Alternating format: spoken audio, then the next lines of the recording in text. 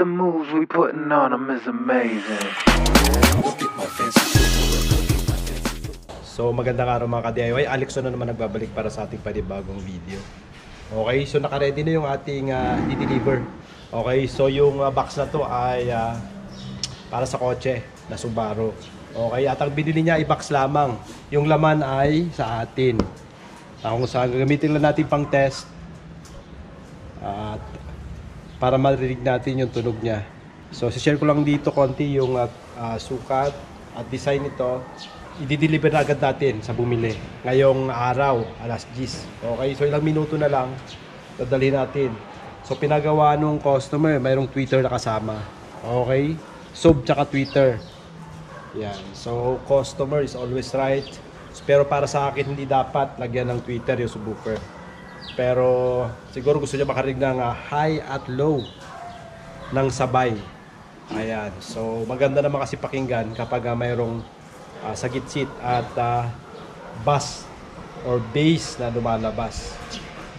Okay, so mamaypas niya yung boses. Pagdating dito, ginawa lang natin ng simpleng carpeted at leather sa loob. Ayan. So blue sana pero wala. Kaya dark blue yung nilagay natin. Okay, removable face cover. Yan. Pagdating sa side. Okay, so naka-angle dito. About 20 degrees. Table saw.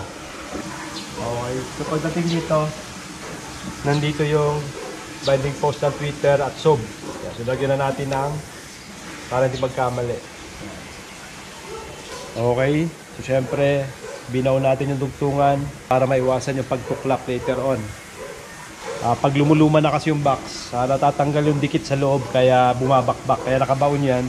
So mas maganda syempre pang matagalan. Okay. So ganyan yung design natin. Dual 10 inches yung nakalagay na kicker. Okay, so patuloy natin ang mabilisan to. Okay, yung haba niya nasa 39.5 yung haba. Ang taas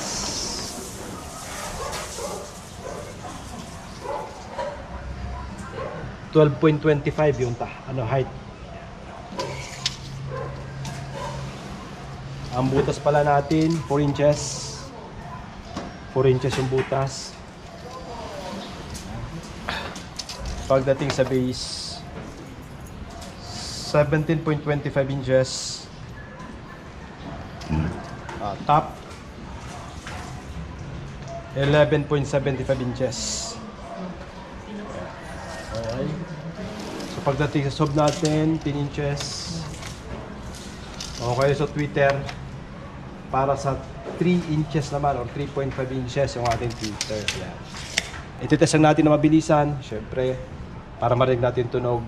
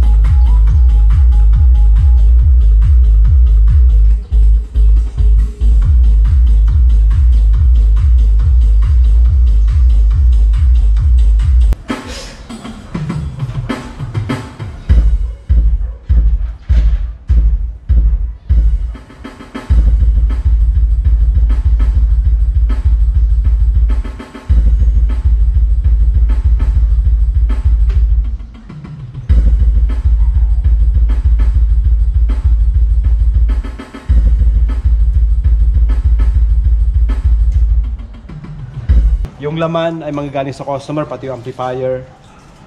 Ayan, so syempre, customer is always right. Siya yung masusunod syempre. Ayan. So magsasuggest na lang tayo later on kung anong mas bagay dito at compatible para sa subwoofer na to. Okay? So para sa akin, mas maganda syempre yung mono amplifier para sa subwoofer. Ayan, yung mga nag-uumpisa pa lang, tamang-tama yung mga 4 channel. Pero suggestion ko lang dapat mas malakas-lakas ng konti para mas maganda yung bato or hindi init yung amplifier natin kapag nilalakasan yung volume. Ayan. At syempre, maganda yung tunog syempre kapag mas malakas yung power.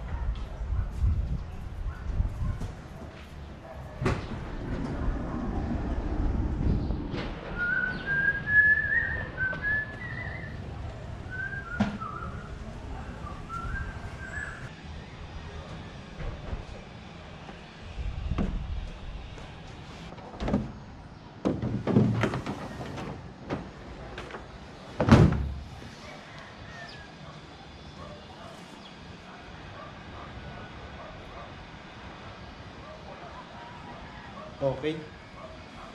Meron pa tayong kasamang amplifier rack or amplifier cage para sa amplifier. Yan. So nilagyan na rin natin ng cooler. Ayan. So para malambigan yung amplifier. Yan. Okay.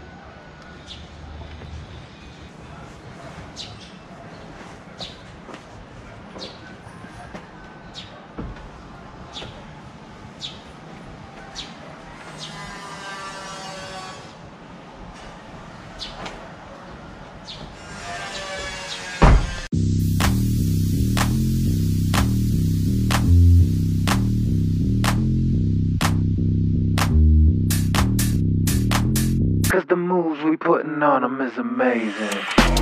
Look at my fancy footwork.